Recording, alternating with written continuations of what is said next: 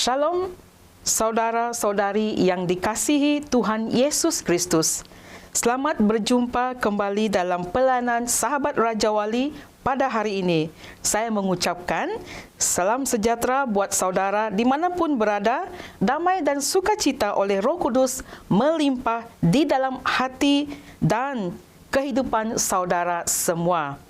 Hari ini tema kita adalah keseimbangan antara berdoa dan bekerja, di mana teks yang akan saya bawa daripada Markus 1 ayat 35 sampai ayat 37 yang berbunyi, "Pagi-pagi benar, waktu hari masih gelap, ia bangun dan pergi keluar.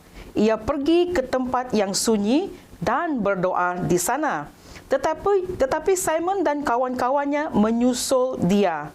Waktu menemukan dia, mereka berkata, 'Semua orang mencari engkau.'"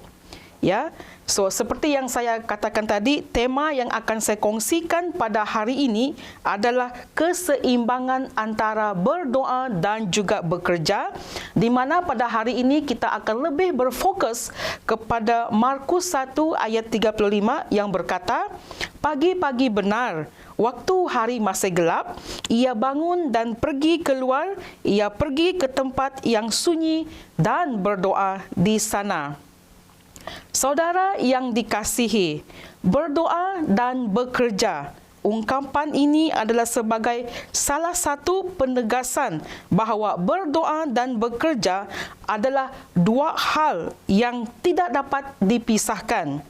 Malah ungkapan ini sering melengkapi dan ada keseimbangannya. Kita tidak boleh hanya berdoa sahaja tanpa melakukan sesuatu. Jadi, seharusnya ianya disertai dengan satu tindakan, ya, usaha ataupun bekerja. Namun sebaliknya, kita juga tidak boleh bekerja sahaja tanpa disertai berdoa. Allah mengizinkan kita membawa segala permohonan kita kepadanya. Tetapi seringkali Dia ingin agar kita juga mengusahakan apa yang kita doakan. Bekerja seringkali berjalan seiringan dengan doa.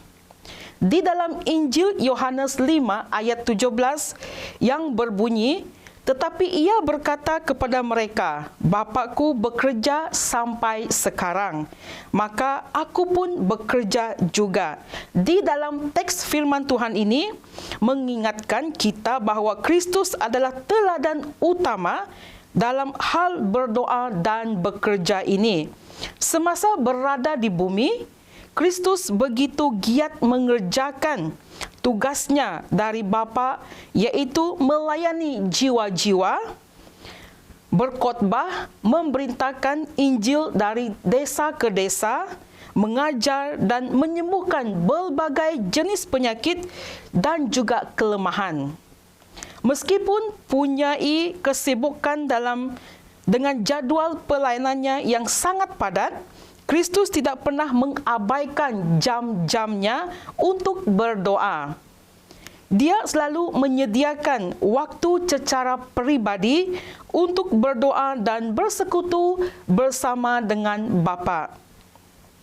Saudara-saudari yang saya kasihi di dalam nama anak Tuhan Yesus, jadi ada keseimbangan di antara bekerja seperti pelayanan dan berdoa. Seperti firman Tuhan yang telah kita baca di awal permulaan tadi, menyatakan bahawa pagi-pagi benar, ketika hari masih gelap, Kristus pergi ke tempat yang sunyi untuk berdoa. Ini menunjukkan bahawa Kristus menempatkan hubungannya dengan Bapa, yaitu doa sebagai hal yang terutama sebelum dia melakukan segala sesuatu di hari yang baru. Setelah berdoa, maka Kristus mengajak murid-muridnya bekerja untuk memberitakan Injil di seluruh Galilea. Kesimpulannya di sini, bagaimanakah dengan saudara?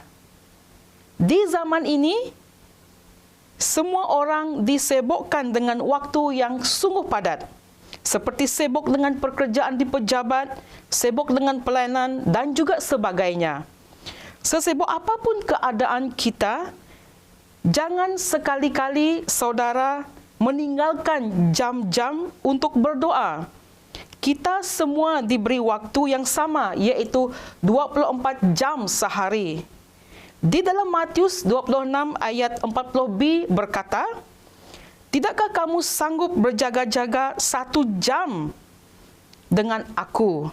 Namun, mungkin ada di antara kita yang justru menganggap bahawa doa saja sudah cukup dan tidak perlu kita bekerja. Saya akhiri perkongsian pada hari ini dengan ayat firman Tuhan di dalam 2 Tesalonika 3 ayat 10 yang berbicara demikian.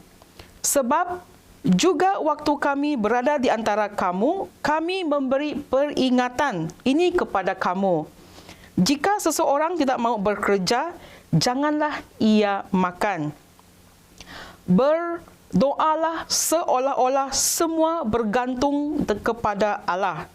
Bekerjalah seolah-olah semua bergantung kepada Anda." Mari kita berdoa untuk mengakhiri dan meresponi perkongsian pada hari ini. Bapa Surgawi, terima kasih atas firman-Mu, atas perkongsian-Mu yang cukup indah pada hari ini. Terima kasih juga Tuhan kerana Engkau telah menegur kami, mengajar kami melalui firman-Mu pada hari ini, iaitu berdoa dan bekerja. Jika selama ini kami alpa berdoa sebelum kami memulai segala aktiviti kami, bahkan pekerjaan kami, ampuni kami Tuhan Yesus. Kiranya Tuhan, pemberitaan firman Tuhan pada hari ini yang akan menjadi dasar di dalam kehidupan kami sebagai orang yang percaya. Terima kasih Tuhan, kami peralaskan doa ini di dalam nama anak-Mu Tuhan Yesus, kami telah berdoa. Puji Tuhan, saudara yang dikasihi Tuhan, saya percaya firman Tuhan menjadi berkat dan kekuatan buat saudara semua, dan Roh Kudus akan menolong saudara untuk lebih lagi memahami kebenaran firman Tuhan. Tuhan Yesus memberkati saudara, selamat beraktivitas, dan selamat berjumpa di perkongsian yang berikutnya. Haleluya.